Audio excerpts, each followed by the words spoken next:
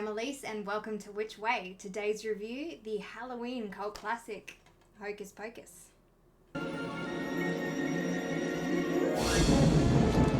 A definite go-to for family night on Halloween, this supernatural dark comedy was released in 1993 and directed by Kenny Ortega. It stars Bette Midler as Winifred, Kathy Najimy as Mary, and Sarah Jessica Parker as, well, Sarah. This rounds out the Sanderson sisters. To stop them are Omri Katz as Max, Thora Birch as his little sister Danny, and Vanessa Shaw as his crush Allison, with a little bit of help of awesome creature actor Doug Jones as William Butcherson. Opening in Salem, Massachusetts in 1693. The Sanderson sisters are hanged for witchcraft after kidnapping young Emily Binks. Before their execution, the witches prophesize their return. Skip forward 300 years, it's Halloween, and Max and his family are newly arrived to Salem. While taking his sister out trick-or-treating, Max unintentionally fulfills the prophecy. The witches are now back and intent to capture Danny and consume her life essence. Max, with the help of friend Allison and cursed cat Thackeray Binks, must try to protect Danny and rid Salem once again of the Sanderson sisters. The producer Max Kirschner came up with the idea for Hocus Pocus after telling his daughters a story about a black cat that had wandered into their yard.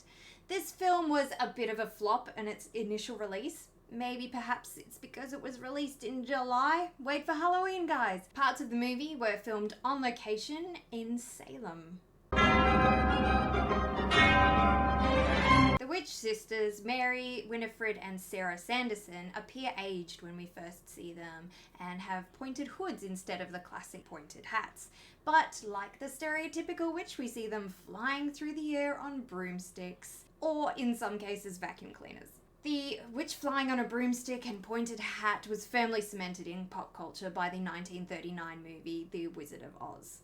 One of the first images of a witch flying on a broomstick was in the 1451 book Les Champions des Dames by Martin Lefranc. I think that's how you say it. These witches each have their own abilities. Winifred, this lightning type power. Mary, a heightened sense of smell, used to sniff out children, because why not? Stinky little things anyway. And Sarah has her luring song. Little children. She uses this song to take Emily away from the village of Salem and into the woods so her and her sisters could consume her life force and become young again.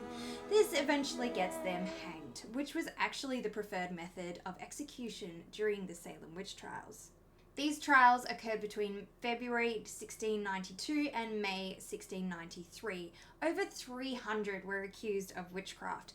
30 were found guilty, of which 20 were executed, 19 by hanging, and 1 was crushed to death. Halloween is based on the ancient feast called All Hallows Eve. It's the one night of the year where the spirits of the dead can return to Earth. Itself being a Christianized version of old pagan festivals, notably the Gaelic harvest festival known as Samhain, where children would dress up to full supernatural beings who roamed this night. Sisters, I'm very confused. I smell children, but I don't see children. Other festivals would include people dressing up in spirits' likeness to take offerings on the spirits' behalf. On all occasions, it was believed the veil between this world and the next was thinnest, perfect time for a resurrection spell. Come on, this is the graveyard. It's hallowed ground. Witches can't set foot here. Witches and other supernatural beings were believed to not be able to set foot on hallowed grounds, sacred places such as churches or cemeteries. Winifred seems to have found a loophole though. Necromancy. This is the ability to raise the dead or speak with spirits. This is one spell she seems to be quite acquainted with, as she practices it without her book. Book? Darling, come to mommy. Yes. Winifred's spellbook was a lot of fun to look into. I could screenshot about 20 pages total that were duplicated many times throughout the book. This kind of spellbook would be called a grimoire. I found everything in it from tantric mantras to William Shakespeare. This is the spell book of Winifred Sanderson. It was given to her by the devil himself. The book is bound in human skin and contains the recipes for her most powerful and evil spells. Does it though? During the witch trials, it was believed they received their powers through a pact with the devil. This seems to be the case with the Sanderson sisters.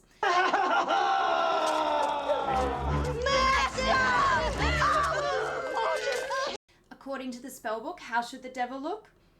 Not like that.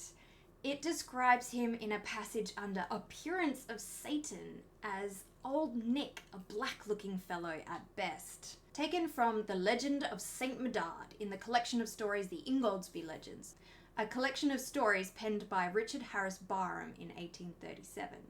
The witches must be fans of poetry because the Kalevala, a 19th century Finnish epic poem, takes up 3 whole pages of the spellbook. The title page of the book states it's a manual of witchcraft and alchemy. The image below the title is that of a witch being taken away by the devil on horseback. It's from The History of the Nordic People by Olaus Magnus in 1555.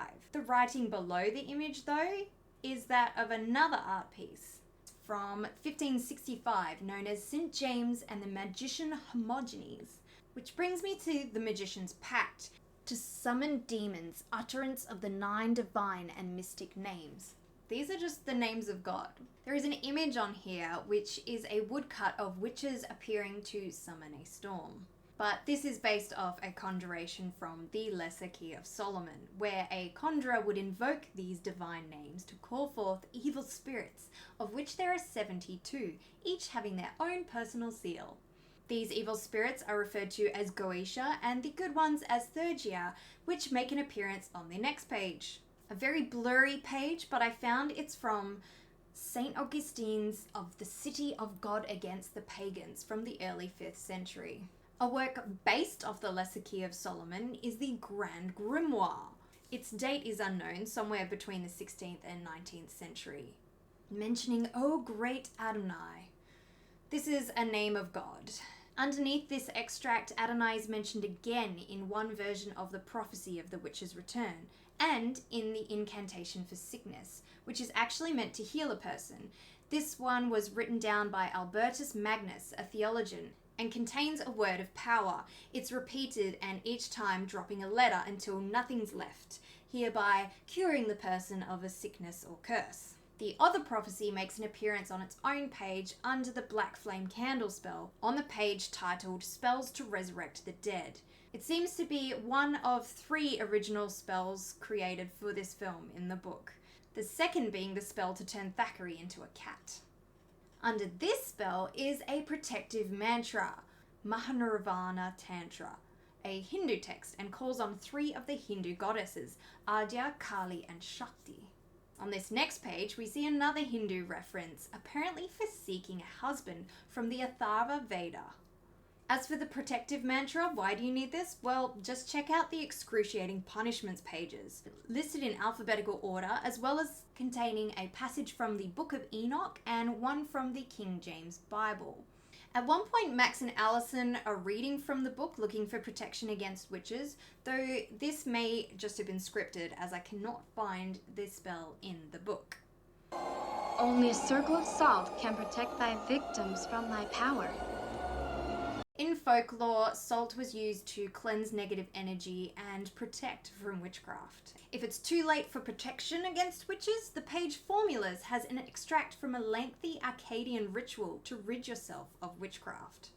My favourite page in the book references the drawing down of the moon under the power of witchcraft. Ancient Thessalian witches were believed to have the power to draw down the moon. Agnes of Thessaly and her associates were Greek astronomers from 2nd or 1st BCE and were referred to as the Witches of Thessaly because they had the power to draw down the moon. Perhaps though, because they were astronomers, they may have been smart enough to predict a lunar eclipse. The page titled only as X has an extract from the tragedy The Duchess of Malfi by John Webster in 1612. And under the title Witch's Brew is part of Act 4 from Macbeth. The Sanderson sisters themselves are reminiscent of Shakespeare's Weird Sisters.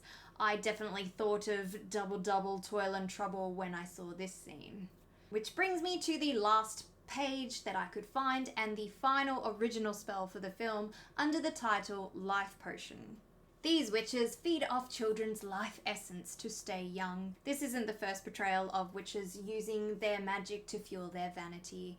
I found most of the extracts from this spellbook in A Treasury of Witchcraft. I'm guessing this may be what the prop makers got their hands on. I question why some of these would be included in a book that contains the most evil spells, but at least they included a bit of real lore and history in there. So I guess they get marks for both, and the craft because potions. So I dug real deep into this movie. You don't need to do so much to enjoy watching it. It's fun, break it out this Halloween, and maybe next Halloween we'll be able to watch the rumoured sequel. It could be based off A.W. Janther's Hocus Pocus and the all-new sequel, though I hope not. Although it has more diverse characters, it's pretty much a copy and paste of Hocus Pocus, but includes a Blood Moonstone. And Max and Allison's child. I have seen another working title, Hocus Pocus Rise of the Elder Witch. This gives me hope that maybe it's about the Sanderson sisters' mother. Mother.